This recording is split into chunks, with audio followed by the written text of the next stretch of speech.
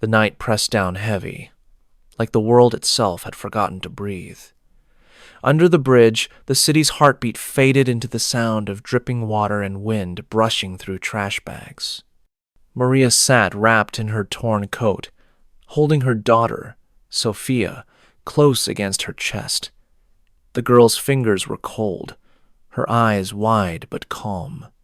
"Just one more night," Maria whispered, stroking her hair. "Tomorrow we'll find something better." Sophia nodded without speaking. Even in hunger and cold, she smiled softly, because children still believe in tomorrows, even when their parents no longer can. Headlights cut through the darkness like knives. A police car rolled to a stop on the wet pavement above them. Maria tensed. A door slammed. Boots echoed down the concrete slope. "Hey!" A rough voice barked. "You can't stay here." The flashlight beam hit her face. Maria squinted, instinctively pulling Sophia behind her. "Please," she said quietly. "We're not bothering anyone, just keeping warm." The officer's tone was sharp, practiced. "This isn't a shelter, lady. Pack your things and move." Sophia's little hand trembled in her mother's. Maria stood up, shaking but defiant. "She's just a child." The cop sighed, impatient. "Rules are rules." He stepped closer, hand outstretched toward Sophia. Maria moved without thinking. "Don't touch her." Her voice cracked the air like glass. The officer froze, his face twisting with surprise, then with irritation. "You really want to make this hard?" he muttered, taking another step. Maria's pulse thundered in her ears. She could smell the stale coffee on his breath, the wet leather of his gloves. Fear coiled tight inside her, but she stood her ground. "We'll leave in the morning," she said. "But tonight, she sleeps." The man snorted, shining his flashlight directly into her eyes. "Now." He reached forward again, and that's when the low growl of an engine filled the night. A black car rolled to a stop near the curb. Headlights dimmed, quiet but deliberate. The door opened, and a man stepped out. He wasn't tall or loud, but something about him made the air go still. His coat was dark, his expression unreadable. He spoke once, and his voice was soft, almost kind, but carried the weight of command. "Officer," he said, "that's enough." The officer turned, annoyed, then froze when he saw the man's face. Mr. DeLuca. The name left his mouth like a confession. The man took a slow step closer, his hands in his pockets, eyes steady. "You've done your job," he said. "Now go do it somewhere else." The silence that followed was heavier than any threat. The officer hesitated only a second before stepping back. "Yes, sir." He turned, muttered something to himself, and hurried away into the night. Maria stood frozen, her heartbeat too loud, her hands still raised as if the danger hadn't passed. The stranger turned toward her. "You all right?" he asked simply. His voice wasn't gentle, but it wasn't cruel either. It was steady, like someone used to being obeyed, not thanked. Maria nodded stiffly. "We're fine," she said, though her voice shook. Sophia peeked out from behind her coat, eyes wide with confusion. The man's gaze softened slightly when he saw the girl. "She's yours?" "My daughter," Maria said, straightening her back. "Sophia." He nodded once. "Beautiful name." He looked around at the wet concrete, the cardboard, the little pile of their belongings. "You shouldn't be here," Maria swallowed. "We don't have a choice." The man's lips curved faintly, something between irony and understanding. "There's always a choice. Sometimes you just need someone to open a door."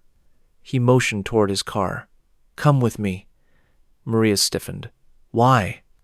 "Because I don't like seeing good people punished for surviving." His tone was calm, certain, as if it were the most natural thing in the world to invite strangers from under a bridge. Maria hesitated, studying him, his coat, his shoes, the quiet power in the way he waited.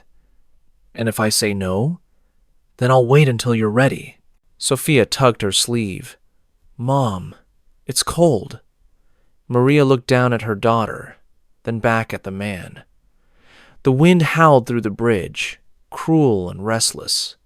Every instinct told her not to trust anyone, yet something in his eyes stopped her. Not pity, not charity. Something heavier, quieter. Okay, she said finally. Just for the night. The man nodded once, opening the car door. That's all I ask. The heat inside the car felt unreal. Sophia pressed her hands against the vent, sighing with relief. Maria sat tense, watching the city blur past the window. Where are you taking us? She asked, her voice cautious.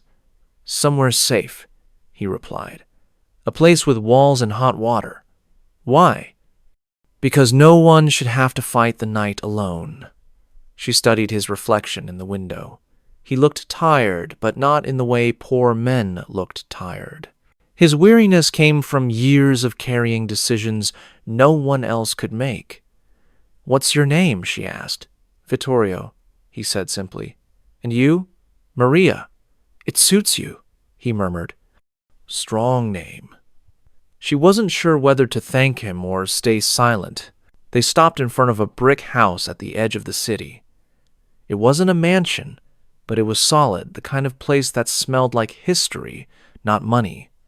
A woman in her 50s opened the door before they even reached it. Signora Lilia, Vittorio said. These two will stay for the night. Lilia's eyes softened instantly when she saw Sophia. Poor child, she murmured. Come in, sweetheart. She glanced at Maria. You too. You both look like ghosts. Inside, the air smelled of mint tea and fresh bread. Warmth, the rarest luxury. Sophia bathed first. Steam filled the small bathroom, and for the first time in weeks, her skin wasn't trembling from cold. It smells like Grandma's house, she whispered. Maria smiled faintly. Maybe that's what safe smells like. Later, when Sophia fell asleep on the couch, wrapped in 2 blankets, Maria walked quietly to the kitchen. Vittorio sat at the table, a cup of coffee in front of him, unreadable as ever. He gestured to the chair across from him. Sit. Maria hesitated, then obeyed. Her body was warm, but her heart still shivered. I don't help people out of pity, he began, voice calm. Pity doesn't last. His eyes met hers. But I respect courage, especially when it comes from someone with nothing left to lose. Maria looked down at her hands. I just did what any mother would do. Maybe, he said. But not every mother stands up to a man with a badge. He leaned back slightly. You need work? The question caught her off guard.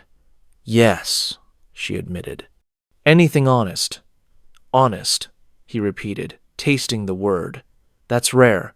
I might have something, he explained. A small foundation under his name, officially a charity, unofficially a safety net. We help women, children, families who fell through the cracks. You could work with Lilia managing supplies, keeping records, helping people settle. He paused. It's not glamorous, but it matters, and it pays. Maria frowned slightly. Why me? Because I saw how you protect what's yours, he said simply. That kind of loyalty can't be taught. His tone softened just a little. Your daughter will go to school. You'll have a room here. No strings except one. What's that? She asked carefully. Don't ask where the money comes from. Her chest tightened. And if I can't accept that, then you'll leave tomorrow morning, he said calmly. With food and a little money for the road. No harm done. He stood, finishing his coffee. But if you stay, you'll learn something about me. I don't buy people. I give them a choice. Maria studied him in silence. You talk like someone used to being obeyed, only by those who already decided to trust me, he replied, and walked out of the kitchen. Lilia appeared a moment later, carrying a bowl of soup. "Eat," she said softly. "The world looks less cruel on a full stomach." Maria smiled weakly. "You work for him long?" "Long enough to know his kindness isn't cheap," Lilia said. "He lost a daughter once. Since then, he's been trying to save pieces of her through strangers." Maria's spoon froze midair. "A daughter?" "Yes," Lilia sighed. "A little girl, about Sophia's age." The woman glanced toward the hallway, where Vittorio's shadow moved past the light. He never stopped hearing her voice. Later that night, Maria sat beside Sophia, watching her sleep. The girl's face looked peaceful for the first time in months. Vittorio passed by the doorway, pausing for just a second. "She looks like an angel," he said quietly.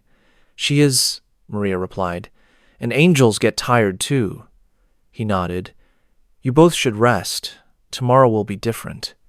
She almost smiled. "Better or worse?" "Different," he said again, and walked away. The house creaked softly, as if adjusting to new lives inside its walls. Maria dreamed of light, not fire, not pain, just light. When morning came, she woke to the smell of coffee and the sound of Sophia giggling somewhere downstairs. For a second, she didn't recognize the sound. Lilia handed her a folded dress. "It's not new," she said, "but it's clean, and it fits." Maria nodded, unable to speak. When she walked into the kitchen, Sophia was sitting at the table, drinking warm milk. Vittorio stood by the window, reading the newspaper like any ordinary man. "Morning," he said. "Hungry?" They ate quietly. Eggs, toast, fruit. To Maria, it tasted like the first meal after a storm. "There's a school nearby," Vittorio said. "Sophia can start next week." Maria blinked. "Already? Why wait?" His tone left no room for argument, but his eyes were kind. Sophia beamed. "Can I really, Mama?" Maria smiled, nodding slowly. "Yes, sweetheart." She looked at Vittorio. "Thank you." He waved it off. "Don't thank me. Just keep her safe." "I always do," she said. "I know," he murmured, and turned back to the window. That evening, Maria helped Lilia organize the foundation's records, folders filled with names, dates, small miracles. Every file told a story: a woman finding shelter, a child reuniting with family, a man learning to start over. "We can't fix everyone," Lilia said softly. "But we fix enough to matter." Maria nodded. "It feels strange," she admitted, "being inside a place that saves people when I've been the one outside for so long." Lilia smiled. "Maybe that's exactly why you belong here." When night fell, Maria tucked Sophia into bed and stood by the window, watching the city lights flicker in the distance. She thought about bridges and cars, and the man who'd appeared from nowhere like an answer she hadn't dared to ask for. Maybe trust was dangerous. Maybe kindness came with a cost. But for now, for this one fragile moment, she let herself believe. Downstairs, she heard Vittorio's voice on the phone, calm and deliberate, the tone of a man the world both feared and owed. And for the first time in years, Maria didn't feel afraid. Maria started the next morning with a notebook and a promise to herself: earn the roof above their heads. Lilia walked her through the office, the foundation used on the ground floor shelves of labeled bins, a wall calendar crowded with names, a corkboard covered in hand-drawn maps of shelters and safe kitchens. "We move fast, but quietly," Lilia said.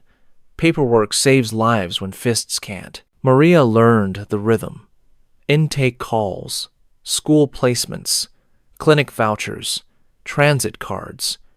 She copied phone trees until she knew them by heart. Purpose settled in her like warmth, finally reaching cold bones. By afternoon, she could feel the house breathe with her. Sophia sat at the dining table writing her name over and over, the letters growing steadier. "Will the kids like me?" she asked. "They'll be lucky to," Maria said, kissing her hair. Vittorio passed the doorway, tie loosened, listening without entering. "The school principal is expecting you Monday," he said evenly. Uniform in the hall, closet, backpack on the chair. Sophia gasped. "A backpack? Blue," he added, almost apologetic. "I didn't know your favorite color." "It is now," she whispered, hugging it like a small, certain future. Maria spent her first week shadowing Lilia on outreach. They packed the trunk with blankets, socks, antiseptic, and small kindnesses that travel well: combs, breath mints, crayons. "We offer, we don't insist," Lilia said, handing Maria a neon vest. "Respect is heavier than blankets." They parked beneath an overpass where wind bullied paper cups and men curled around their backpacks. Maria knelt so her eyes matched theirs. Asked names first, needs second. She learned that asking, "How did you end up here?" is less useful than, "Where does it hurt?" People answer that question with their whole bodies. On Friday, they returned to the bridge where Maria and Sophia had slept. The concrete remembered her footfalls. She saw a woman her age, smoothing cardboard as if it were silk. "I'm Lena," the woman said, guarded but not closed. "We heard about you from the soup line." "You're the lady with the child," Maria smiled gently. "I'm Maria. The child is Sophia. We found help. You can too." She took Lena's hands and felt the tremor of hunger and decision. "Can you walk to our car?" Lena nodded, eyes glossy. Maria had never felt both saved and saving at once. They were loading bags when a familiar voice snapped. "You again?" Officer Reed stepped from the shadows, flashlight already lifted as if truth lived only where he pointed. "You're distributing without a permit." Lilia's tone was professional. "We're registered with the city. Enforcement Code 7B allows mobile relief." Reed smirked. "And it allows you to set up camp under state property?" He glanced at Maria. Recognition landed like a bruise. "Didn't learn your lesson?" Maria stood straighter. "My lesson is that people need help." Reed took a step closer, breath bitter. "Careful. Lessons have consequences." A teenager across the span shifted nervously, hoodie up, hands stuffed into pockets for warmth. Reed's beam snapped to him. "Hands out!" he barked. The boy flinched, palms open, nothing inside but cold. "He's with me," Maria said. "He's waiting for a blanket."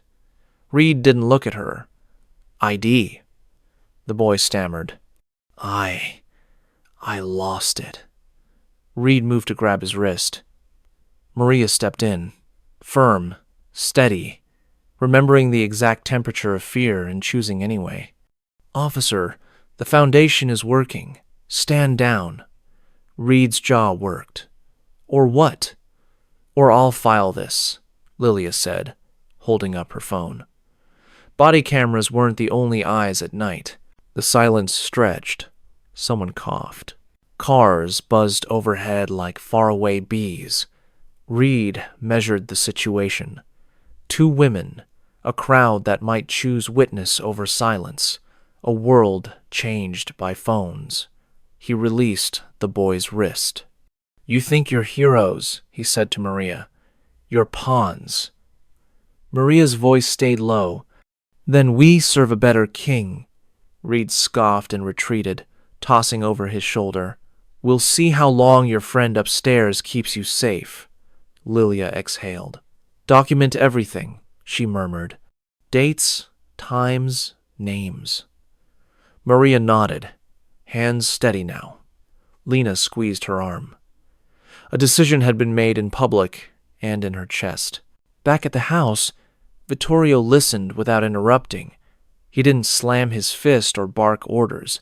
He only asked for the exact time and the sequence of words. "Read," he repeated softly, as if cataloging a tool he might someday need to break. "You handled it." Maria waited for anger. He poured tea instead. "The foundation must never look like my shadow," he said. "It must look like daylight. If you need muscle, you call Lilia. If you need law, you call our council. If you need me, I'll already know." It sounded like both comfort and warning. That weekend, a man Maria didn't recognize waited across the street leaning on a glossy sedan. He smiled without warmth. "Mr. DeLuca keeps you comfortable," he said, as if announcing the weather. "Comfort is expensive." He held out a card. "Sal Moretti. Logistics. Call if you need. Anything." His eyes drifted to the second-floor window, where Sophia's paper snowflakes clung crookedly. Maria let the card hang in the air, then dropped it into a trash can. "We need nothing," she said, and turned away. The smile didn't move. "Everyone needs something," he murmured. The exhaust from his car smelled like threat. Maria told Lilia first, then Vittorio. He considered expression, unblinking. "Moretti is not mine," he said. "He belongs to men who believe charity is camouflage." He slid a small device across the table. "Panic button. It calls me and 2 others. Use it only when the choice is simple. Us or harm." Maria's fingers hovered above it, repelled by what it said about the world and attracted by what it promised about survival. "I don't want Sophia near this," she said. "Neither do I," he answered. "Which is why we keep the rules. Power without rules is just noise." Monday arrived with the smell of fresh pencil shavings and new routine. Sophia wore her blue backpack like a cape. The principal met them at the door and shook Maria's hand with both of hers, the way people do when they understand weight. "We'll watch her like our own," she said. In the classroom, children whispered. One girl slid over to make space. "I like your braids," Sophia blurted. Relief proving friendship happens at the speed of honesty. Maria stood in the hallway longer than necessary, memorizing the sight of her daughter at a desk. Hope, sitting up straight. At noon, Maria and Lilia met a social worker at a church basement to place Lena in transitional housing. Maria sat beside her during intake, translating bureaucracy into human. "This line asks what safety looks like to you," she said softly. Lena considered. "A door that locks from the inside." Maria's throat tightened. "We'll get you to," she promised. Outside, rain stitched the streets into one gray fabric. Lena hugged her. "You talk like someone who's been hungry," she said. "I talk like someone who remembers," Maria replied. Remembering, she realized, was becoming a skill as valuable as any credential. They were loading donations again when Reed returned, this time with a partner who looked apologetic before words began. "We got calls about loitering," Reed announced, as though the city had a choir of concerned citizens that sang on his cue. "Pack it up." Lilia stepped forward with permits printed twice. "We're within guidelines." Reed ignored the paper. "You," he said to a man clutching a thermos. "Move along." The man flinched. Maria stood between them, palms loose at her sides. "Officer," she said, "you are escalating a scene that is calm." Reed smiled thinly. "Calm is not your decision." A young mother with a stroller rolled in from the alley, eyes wide. Reed gestured for her to stop. The baby began to cry at the sudden halt. "ID," Reed demanded. "She's seeking diapers," Lilia said, pulling a pack from the trunk. Reed snatched it from her hand. The cry sharpened. Maria's voice did not. "Officer, return that to a child." Reed's nostrils flared. "Step back." He reached toward the stroller to check beneath the blanket. Maria's hand closed around his wrist. It was not forceful, only absolute. Enough, she said the word that had once saved her life. Time held its breath. Reed's partner shifted, swallowed. A half circle formed. People deciding who they were in relation to a single syllable. Reed's face flushed. "You're under arrest," he hissed. Maria didn't flinch. "For what? Protecting an infant's right to be warm?" He yanked his arm back and opened his mouth to speak louder, meaner. He didn't get the chance. 3 black SUVs glided to the curb and stopped the way doors close in expensive houses, quietly and without negotiation. Vittorio stepped out of the first one. He didn't look at Reed. He looked at the baby. "Return the diapers," Vittorio said. "Voice the temperature of winter glass." Reed hesitated, then tossed the pack onto the stroller like trash. The baby startled, then settled when the mother hugged him. Vittorio turned to Maria. "Any injuries?" She shook her head. His gaze moved to Lilia. "Documented?" "Every second," Lilia replied, holding up her phone. Only then did Vittorio acknowledge Reed. "You keep finding the same line," he said softly. "Do you enjoy pretending it isn't there?" Reed's jaw flexed. "Are you threatening me?" "I don't threaten," Vittorio replied. "I file." He nodded to a man in a gray coat. The gray-coated man stepped forward, professional smile in place. "Counsel for the Foundation," he said, handing Reed an envelope. "Affidavits from today, last Friday, and 3 prior complaints that now include video. We'll see you at the ethics board." Reed tore the paper without reading, but his partner looked ill. "This is harassment," Reed snapped. "This is record-keeping," counsel said pleasantly. Sirens flared at the far end of the block, not for them, for a world that had other emergencies. Vittorio glanced at Reed once more, then at the crowd. "We're done here," he said. The words landed like a closing book. That night, graffiti appeared 2 blocks from the house. "Rats live here." A dead thing lay in a shoebox beside the curb. Lilia found it at dawn and didn't let Sophia see. Maria stared at the letters until they blurred. "Is this because of me?" she whispered. "It's because of me," Vittorio said, voice flat with an old fact. "People who lose by the rules try noise." He made 2 calls, slow and boring, the way accountants end wars. "The city will clean it," he said, "but we will not move faster because someone yelled." He looked tired, not afraid. Later, in his office, the photograph of his daughter caught the afternoon light, like a kept promise. "You told me once you respect courage," Maria said.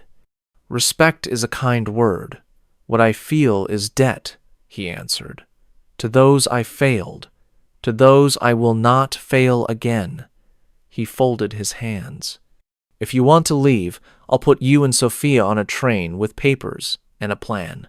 Maria shook her head. "I'm tired of running. Sophia deserves roots, not tracks." He nodded once. "Final. Then we stay. But we do it in daylight." A week later, the Foundation hosted a small community meeting in a church hall that smelled like lemon oil and patience. Maria spoke last, hands steady on the lectern. She told the room what the bridge feels like at 3 a.m., what a blanket can mean when it's the first soft thing you've touched in months, what the word enough can do when it is said for the right person at the right moment. Someone recorded it. By midnight, the clip had traveled farther than any of them imagined. Support poured in. So did scrutiny. And somewhere in that rising tide, a man who hated daylight decided to turn off their lights. The morning after Maria's speech, the city hummed with whispers. Her face appeared on a dozen local blogs. The homeless woman who spoke for the voiceless. The Foundation's email overflowed with donations. letters, and invitations. Vittorio watched from his office, expression unreadable. "You made the city feel something," he said finally. "That's dangerous." Maria frowned. "Isn't that good?" "It's both," he replied. "Feelings inspire help, but they also draw eyes. Eyes come with opinions. Opinions bring enemies." Maria folded her arms. "Then let them look. We're not hiding." Vittorio gave a small, rare smile. "That's what I'm afraid of." By noon, news vans crowded outside the church where the foundation worked. Lilia herded volunteers through the back entrance, calm but efficient. "Never feed the camera," she whispered. "They eat faster than hunger." Maria helped distribute supplies, but every lens found her anyway, the woman with the child and the courage. She felt exposed, like a secret written on glass. Vittorio arrived quietly, his presence rearranging the room without words. "This will pass," he said, though his eyes stayed sharp. "If it doesn't," she countered, "we'll make it worth the noise." He didn't argue. He just watched her work. That evening, the front doorbell rang. A messenger stood outside, holding a plain envelope. No return address, no name. Inside, a photograph, the house, shot from across the street. Below it, a single word. "Stop." Maria's stomach dropped. She took it straight to Vittorio. He glanced once, then tore it in half. "Fear is a language," he said, "and this one has bad grammar." "They know where we live," she said quietly. "They always have," he answered. "That's what being visible means." Still, he doubled security. 2 men walked Sophia to school the next morning, blending into the crowd like shadows trained to protect light. Reed's name resurfaced in whispers, suspended pending investigation, temper noted as habitual misconduct. Lilia showed Maria the document, half smiling. "Justice," she said, "even if slow." Maria stared at the page. "He'll hate me for this." "He hated you already," Lilia replied. "Now he just has a reason he can write down." Vittorio overheard them and said nothing. But that night, he made a single phone call that began with, "No more interference with her or the foundation." The man on the other end replied simply, "Understood." Sometimes, protection didn't roar. It signed paperwork. The next week, a fire broke out at one of the shelters the foundation supplied. The call came at dawn. "All residents safe," Lilia reported, "but everything's gone." Vittorio looked at Maria. "Come with me."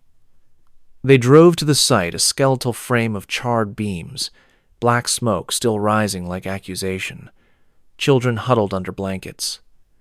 Maria knelt beside a boy clutching a melted toy car. "We'll rebuild," she told him. "How?" he asked, voice small. She looked up at Vittorio. "One room at a time." He nodded. "We'll start today." He turned to his men. No headlines. Just hammers. By afternoon, volunteers arrived, teachers, neighbors, even strangers who had seen Maria's video. Someone brought sandwiches. Someone else brought paint. The noise of building filled the air like music. Vittorio moved through the chaos, giving quiet orders, sleeves rolled up. He didn't touch a tool, but walls seemed to rise wherever he looked. Maria caught herself smiling, despite exhaustion. "You're good at this," she said. "Commanding hope?" he asked. "Commanding chaos." "Same skill," he admitted, almost laughing. It was the first time she'd heard that sound, short, surprised, like a man remembering he was allowed to be human. When the shelter reopened 2 weeks later, Sophia helped cut the ribbon with a pair of dull scissors. The crowd clapped. The mayor shook hands. Cameras flashed. But when Vittorio stepped back, his phone buzzed once. A text. "They're coming tonight. Not cops, not press." He slipped it back into his pocket, eyes unreadable. After the ceremony, he called Maria aside. "Take Sophia home with Lilia," he said quietly. "Lock the doors." "Why?" "Because someone's coming to remind me that kindness has limits." Maria shook her head. "Then I'm not leaving." He looked at her for a long moment, then nodded once. "Then you stay behind me." The men arrived after sunset, 3 cars, quiet engines, doors opening in unison. Maria watched from the window as Vittorio stepped out alone, no gun, no fear. The leader, a slick man in a leather jacket, smiled like someone who'd rehearsed menace. "You've been busy," he said. "Building houses, making speeches. You forgetting who built you, DeLuca?" Vittorio's hands stayed in his pockets. "If you think I was built," he said, "you don't know the difference between surviving and serving." The man laughed. "We just want the lady to stop talking." "You'll have to ask her yourself," Vittorio said. The man's smile faltered as Maria stepped onto the porch beside Vittorio. She wasn't holding a weapon, just a small flashlight that made her visible. "You want me quiet?" she said. "Then fix what I'm shouting about," one of the men sneered. "We don't fix trash." Vittorio's jaw tensed, but Maria spoke first. "I used to believe that," she said softly, "until someone proved even trash can build something that lasts." The man's smirk faded. "You think this makes you untouchable?" "No," she said. "It makes me unafraid." That, Vittorio thought, was far more dangerous. A shout broke the standoff. Headlights flooded the driveway, police cars, but not Reed's. Lilia stood beside them, phone still in hand. "You wanted witnesses?" she said to Maria. "I brought 20. The men in leather backed away, muttering. One spat on the ground. "This isn't over." "It never is," Vittorio replied. "But you are." They drove off, leaving only the echo of tires in relief. Maria exhaled shakily. Vittorio turned to Lilia. "How?" She grinned. "The internet loves a hero." "I leaked the threat text. Half the city was watching." "You what?" he asked. "You're welcome," she said. The next morning, Maria woke to find Sophia drawing in the kitchen. The picture showed a house surrounded by hearts, and a tall man with gray hair standing beside a woman and child. "Is that us?" Maria asked. Sophia nodded. "That's Mr. Vittorio. He looks tired." Maria smiled softly. "He's just thinking." "About what?" "About how to keep people safe." Sophia tilted her head. "Does he have anyone to keep him safe?" Maria paused. "Maybe that's what we're here for." The girl beamed. "Then we'll stay." Maria kissed her forehead. "For as long as the light stays on." Days passed. The foundation grew stronger, new shelters, more volunteers, stories that healed instead of hurt. But Vittorio grew quieter. One night, Maria found him sitting by the garden bench, staring at nothing. "You did good," she said. "You made something bigger than fear." He didn't look at her. "When you spend a life fighting darkness," he said, "you start to forget what light looks like." She sat beside him. "Then let someone remind you." He glanced at her, eyes tired but warm. "You remind me every day," he said. "You and that little girl who calls me sir." He handed her a folded envelope. "The foundation is yours," he said simply. "My name will stay for protection, but the work, it's yours." Maria shook her head. "I can't." "You already do," he interrupted. "You run it with heart, not fear. That's something I could never buy." She opened the envelope. Legal papers, signatures already inked. "Why me?" she whispered. "Because you were never afraid to stand between harm and hope," he said, "even when you had nothing." She smiled through tears. "You realize this means I'll never stop talking?" He chuckled. "That's the point. A week later, a city reporter arrived for an interview. Maria agreed on one condition: no mention of Vittorio's name. "This is about the work," she said. The reporter nodded, intrigued. "People call you the voice of the forgotten," she said. "What keeps you doing this?" Maria thought for a long moment. "Because someone once saw me when I was invisible," she said. "And because no one deserves to be erased for being poor." The headline the next day read, "Former Homeless Mother Builds Network of Hope." Vittorio read it once, then folded the paper carefully, like a prayer. Reed's hearing came next. Maria was summoned to testify. The courtroom smelled of polished wood and stale coffee. When Reed entered, his uniform was gone, replaced by a cheap suit and defiance. Their eyes met not as enemies, but as people exhausted by the same world. "Do you hate me?" he asked quietly as they passed. "No," she said. "I pity you." During her testimony, she spoke not of rage, but of systems that break people on both sides of the badge. When she stepped down, even the judge nodded. Justice, Maria realized, wasn't revenge. It was repair. That evening, Vittorio drove her home himself. The city lights stretched like veins of gold. "You were calm," he said. "You spoke like a teacher."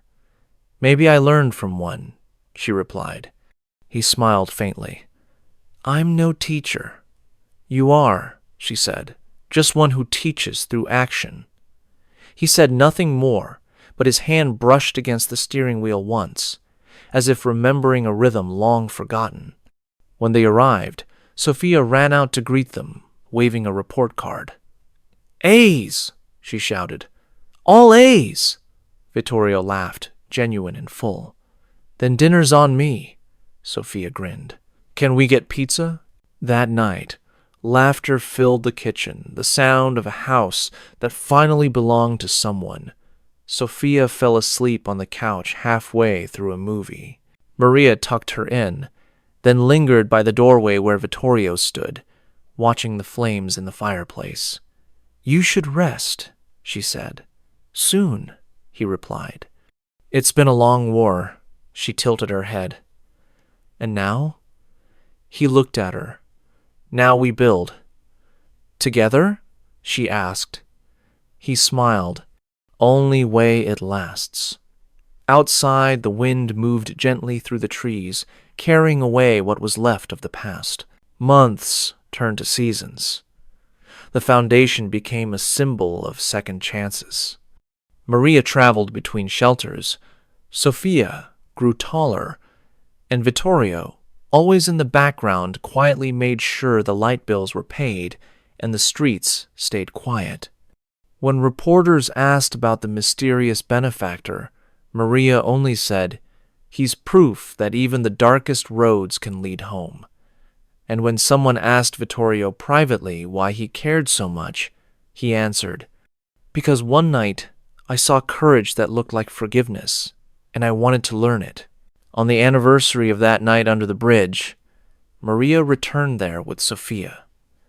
The city had built a mural where the concrete used to crack a mother holding a child under stars.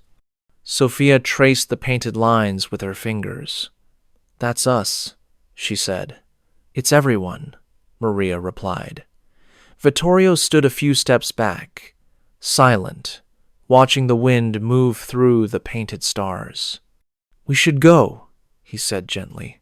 "It's getting cold." "It's all right," Maria said, smiling. "We're not afraid of the cold anymore." For once, the bridge didn't echo loneliness, it echoed memory. That night, the three of them sat by the water near the house, the moon reflecting like silver promises.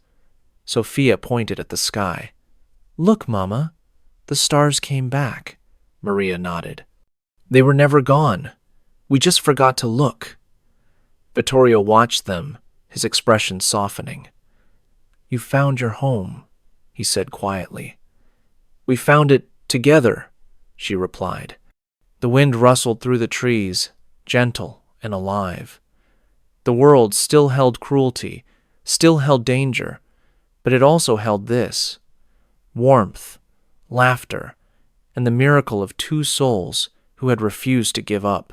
And that, Maria knew, was enough.